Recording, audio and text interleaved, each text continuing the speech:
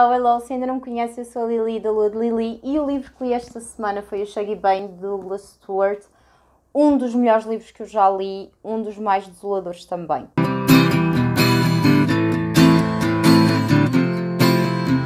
Este livro acabou de ser lançado pela Alfaguara, é uma estreia literária do autor que demorou 10 anos a escrevê-lo e que lhe rendeu uma série de prémios literários, nomeadamente o Booker Prize 2020. Este livro começa em 1992 com o nosso protagonista, o Shaggy Bane, que é um escocês de 15 anos que luta para sobreviver no dia-a-dia. Shaggy vive sozinho numa pensão de uma senhora paquistanesa, luta diariamente para conseguir conciliar os estudos e o trabalho e nós percebemos logo muito nos inícios que ele está completamente sozinho no mundo, não tem com quem contar e basicamente tem que fazer pela vida e por ele mesmo. No capítulo seguinte nós vamos passar para 1981, numa altura em que o Shaggy tem cerca de 5 anos, penso eu, e vamos acompanhar ao longo do livro aquilo que foi a vida do miúdo desde os 5 aos 15 anos e como é que ele efetivamente acabou sozinho no mundo. Com 5 anos o Shaggy vivia com os irmãos, o Lex e a Catherine, e com os pais na casa dos avós maternos. Estamos a falar de um período muito difícil para as pessoas de Glasgow.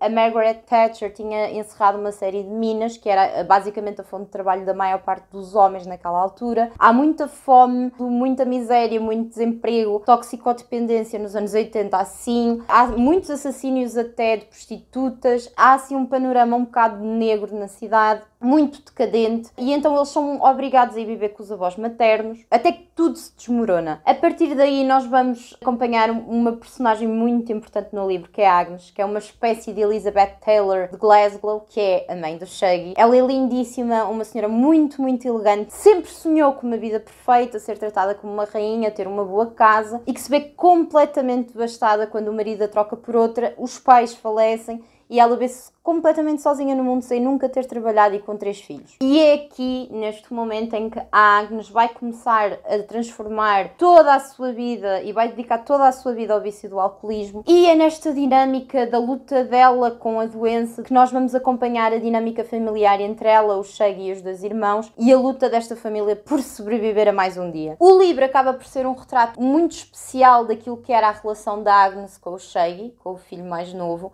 Eles efetivamente tinham uma relação muito mais íntima do que a mãe tinha com os outros 2 irmãos. Ele tinha uma espécie de absoluta devoção e dependência emocional a todo um novo nível pela mãe, que se traduziu em cuidar da mãe desde quase bebê, como quase se a vida da mãe dependesse disso, e muitas vezes efetivamente dependeu. E para além disso nós percebemos claramente que Shaggy é uma criança diferente das outras. Odeia futebol, dá importância assim à beleza, à elegância, a estar bem arranjado, porque foi tudo aquilo que a mãe sempre lhe passou. E se ele já sofria de bullying porque toda a gente gozava com ele e toda a gente lhe batia porque ele era filho de uma bêbada e de uma puta, imaginem o que era ser homossexual nos anos 80, como podem imaginar, toda a gente o chamava de paneleiro, toda a gente o maltratava por isso, numa altura em que ele próprio nem sabia o que é que isso significava. E este dia-a-dia de dependência, de violência, de negligência, de vergonha, de culpa, acaba por fazer tão parte do dia-a-dia deste miúdo,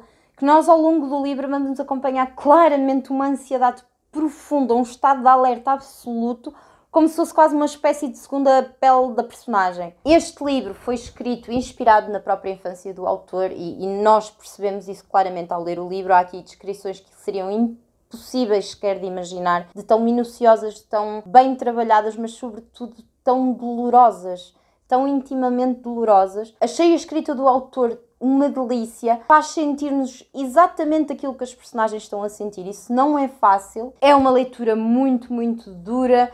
Assim como o Desassossego da Noite foi uma das minhas leituras favoritas do ano, mas não é um livro leve, não é um livro que eu aconselho a alguém que esteja a passar por uma fase menos boa. É muito pesado, mexe muito connosco, partiu-me em 2, basicamente. Chorei em muitos momentos do livro, quis salvar aquela criança, tentar fazer melhor pelaquela família.